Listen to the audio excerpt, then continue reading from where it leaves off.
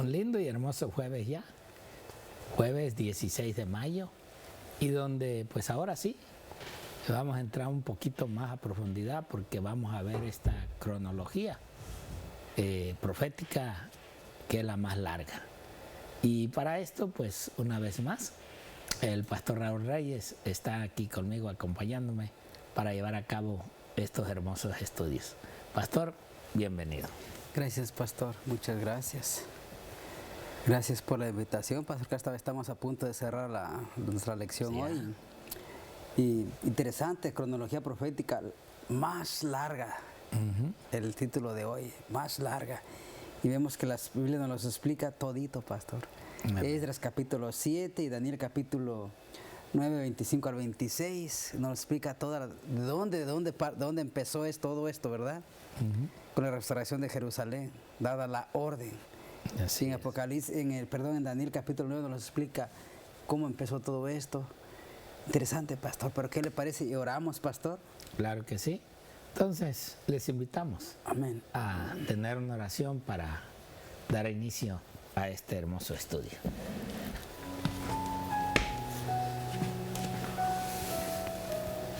Señor y amante Padre, gracias te damos por cada día que nos permites vivir, Señor. Sí, Padre Santo. Gracias, Señor, por tus lindas enseñanzas.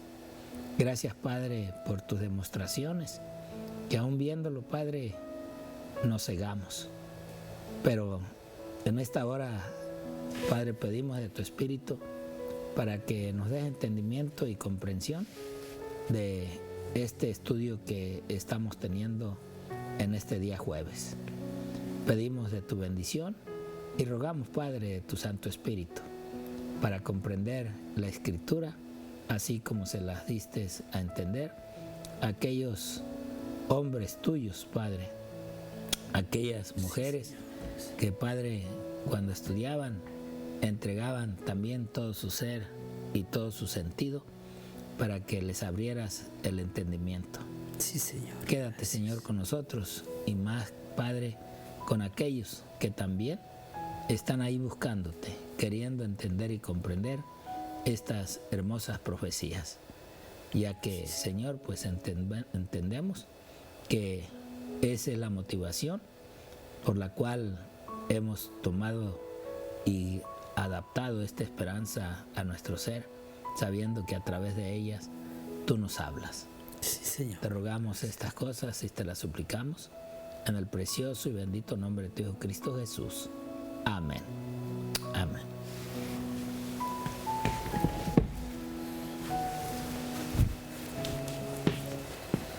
Bueno, pastor, interesante la cronología profética más larga.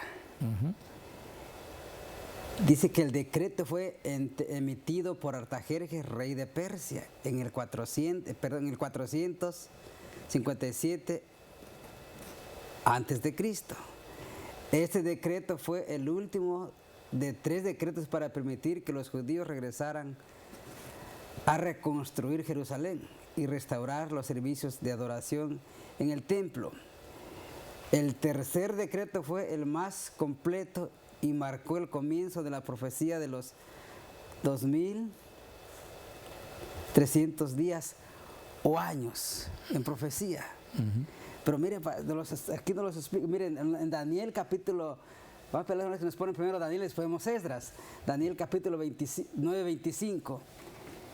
Daniel 9, 25 al 26. Ahí está. Daniel 9, 25 al 26. Sabe pues y entiende que desde la salida de la orden para restaurar y edificar a Jerusalén hasta el Mesías, príncipe, habrá 7 semanas y 72 semanas. Se volverá a edificar la plaza y el muro en tiempos angustiosos. Y después de las 72 semanas se quitará la vida al Mesías, mas no por sí. Y el pueblo de un príncipe que ha de venir destruirá la ciudad y el santuario, y su fin será con inundación, y hasta el fin de la guerra durarán las devastaciones. Pero en Esdras capítulo 7, versículos 7 al 15. Esdras capítulo 7, versículos 7 al 15. Dice, con él subieron a Jerusalén algunos de los hijos de Israel y de los sacerdotes, levitas, cantores, porteros y sirvientes del templo, en el 7º año del rey Artajerjes. Y llegó a Jerusalén en el mes 5 del año 7 del rey, porque el día 1 del primer mes fue el principio de la partida de Babilonia. Y el 1 del mes 5 llegó a Jerusalén, estando con él la buena mano de Dios. Versículo que sigue. Porque Esdras había preparado su corazón para inquirir la ley de Jehová y para cumplir y para enseñar en Israel sus estatutos y decretos. Esta es la copia de la carta que dio el rey Artajerjes al sacerdote Esdras, escriba versado en los mandamientos de Jehová y sus estatutos. Versículo que sigue, versículo 12. Porque Artajerjes, rey de reyes, a Esdras, sacerdote y escriba erudito en la ley de Dios del cielo, paz, por mí es dada orden que todo aquel que en mi reino del pueblo de Israel y de sus sacerdotes y levitas que quiera ir contigo a Jerusalén, vaya. Hasta el número 3 está, ¿verdad? Déjenme poner los lentes. Pero miren lo que dice la lección, pastor. Vemos de dónde empieza la profecía, ¿verdad, pastor? Desde ahí. Dice, esta profecía extraordinaria de Daniel predijo que desde que salga la orden de restaurar y reedificar Jerusalén hasta el Mesías, transcurrirían 69 semanas proféticas o 483 días proféticos o años literales, puesto que el decreto se expidió en el año del 457 antes de Cristo. 483 años se extienden hasta el otoño del 27 después de Cristo. La palabra Mesías significa el ungido. En el otoño del 27 después de Cristo, Cristo se bautizó y recibió la unción del Espíritu. Hechos 10:38. Después de su bautismo, Jesús fue a Galilea y predicando el evangelio del reino de Dios, decía, el tiempo se ha acercado. Marcos 1:14 al 15. En la primavera del 31 después de Cristo, a mediados de estas últimas semanas proféticas, 3 años y medio después de su bautismo, Jesús fue crucificado. El sistema de ofrendas que señalaba hacia el Cordero de Dios terminó con el sacrificio de Cristo en el Calvario. El tipo se había encontrado con el antitipo y finalmente todos los sacrificios y las ofrendas del sistema ceremonial cesaron. Interesante, pastor, cómo la palabra o la Biblia nos da todos los acontecimientos de esta profecía de la crucifixión de Cristo Jesús. Y es tan hermoso, ¿verdad, pastor? Cómo nos explica la palabra de Dios y cómo la sierva del Señor nos los extiende más. Pues déjeme terminar esto, pastor. Las 70 semanas o 90 años, especialmente asignadas a los judíos, terminaron en el 34 después de Cristo, con rechazo de los mensajes evangélicos por parte del Sanedrín. Hechos 6:8 y Hechos 7:60. Si restamos 490 años de la profecía del 2300 años, quedan 1810 años para la conclusión de la profecía. Esto nos lleva a 1844. William Miller y los primeros adventistas creían que el santuario de Daniel 8:14 era la tierra y supusieron que Cristo vendría a purificar la tierra con fuego en 1844. Y no era en la tierra, pastor, era en el cielo, ¿verdad? En 1844, cuando el Señor salió del lugar santo, al pasar al lugar santísimo, empezó todo esto, ¿verdad? Sí, ese era, en verdad que ese era el acto. No venía a Iba la a tierra, suceder. iba a pasar al lugar santísimo. Por eso Daniel, o sea, el ángel le dice a Daniel, la purificación. O sea, en el santuario, en el lugar, ya en el lugar santísimo, es donde se está purificando, es donde se está limpiando, es donde están llevándose esos pecados de nosotros, pero que a través de Cristo Él los está limpiando. Entonces, por eso es de que esa purificación. Pero eso es lo que hoy decimos, el chasco de 1844. El chasco sucedió exactamente por eso, porque ellos creían que así como los discípulos, que Cristo venía a reinar y a derrotar a los romanos, ellos creyeron, de los de nuestro tiempo, que Cristo venía a purificar la tierra con fuego.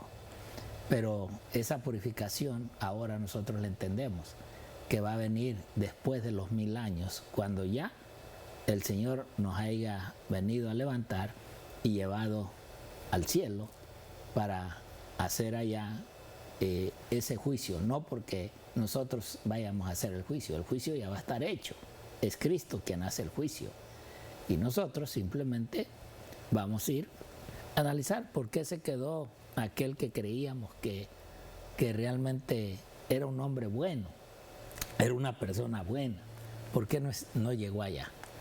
Y esto es así como ahora empezamos a ver y a entender la realidad de todo este acto que iba a suceder en los que era en esta profecía más larga de lo que en sí ahora podemos ver que sí se cumplió y que se dio y que ahora pues no nos queda más que esperar esa segunda venida de Cristo, ahora sí, por nosotros a esta tierra. Por eso la sierva del Señor, viendo esta cronología, nos dice a través de sus escritos en este libro, El deseado de toda la gente, página 26, desde la salida de la palabra para restaurar e edificar a Jerusalén hasta el Mesías príncipe, vean, o sea, desde el momento del año 457 hasta que iba a ser restaurada y aún el príncipe habría de venir, habrá 7 semanas y 62 semanas, o sea, en sí esas 62 semanas iban a ser en realidad, junto con las otras 7, pues son 69 semanas. Así de que, es decir, 69 semanas, o sea, 483 años que iba a durar esa profecía hasta el príncipe. El decreto de Artajerjes fue puesto en vigencia en el otoño del año 457. Partiendo de esta fecha, los 483 años alcanzan al otoño del año 27 después de Cristo. O sea, esos 483 llegaban exactamente hasta la muerte y crucifixión de nuestro Señor Jesucristo. Por eso ella dice, entonces fue cuando esta profecía se cumplió. ¿Cuál? La del 483.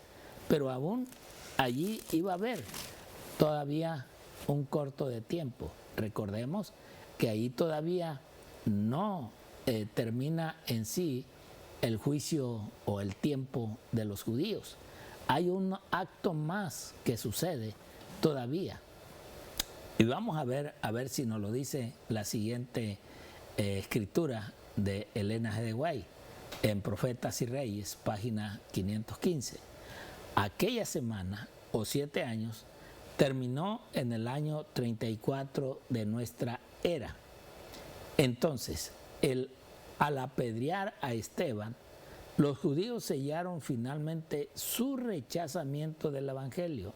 Ahí está. Ahora entendemos en realidad que todavía para los 483 que se cumplían faltaba un lapso de tiempo para el derecho de los judíos. Los discípulos, dispersados por la persecución, iban por todas partes anunciando la palabra, según el libro de Hechos, capítulo 8, versículo 4. Y poco después se convirtió Saulo, el perseguidor, para llegar a ser Pablo, el apóstol de los gentiles. Recordemos que Pablo fue uno de los que estuvo en la muerte de Esteban, fue uno de los que aprobó en realidad el martirio o la muerte de Esteban, y ahí fue donde Dios vio también a Pablo o a Saulo. También creo que es Dios quien analiza, así como Miller, que no era estudiante de la palabra y que de un modo era incrédulo a todo esto, pero que buscaba en sí a Dios. Y esto es lo que nosotros tenemos que pensar, que aún nosotros, teniendo la palabra, estudiando la palabra, sabiendo lo que Dios nos pide, los cambios que hay que hacer, no lo hagamos. Es Dios quien se va a encargar aún de las piedras, que en realidad si nosotros no queremos, ellos lo van a hacer. Es ahí donde tenemos que analizar en realidad nuestra vida. Como Dios, aún viendo a través del espíritu de profecía y a través de la palabra de Dios, gente dura que pensamos y creemos, no necesita en realidad, o no puede llegar al reino del Señor. Por eso siempre decimos que qué sorpresa se va a llevar Esteban cuando vea al apóstol Pablo. Qué sorpresa se va a llevar. ¿Por qué? Porque lo vio. Él fue el que aún autorizó para que a Esteban se le apedreara. Y quizás no entienda el amor de Dios, pero allí va a estar el Señor para explicarle cómo o por qué Pablo o aún Saulo, aún hasta el nombre se le cambió para que fuera también un mensajero de Dios. Miramos la última filmina de lo que es el espíritu de profecía, y esto es la Review and Herald del 28 de mayo de 1889, donde ella dice: todo el cielo se interesa por nuestra salvación, y esa es la verdad. ¿Nos interesaremos nosotros por nuestra salvación? Esa es la diferencia. El cielo está interesado. El problema es el ser humano. ¿Estamos realmente interesados? Aún sabiendo lo que hay que hacer o dejar de hacer. Realmente hay un interés en el ser humano de llegar y alcanzar la salvación o la vida eterna.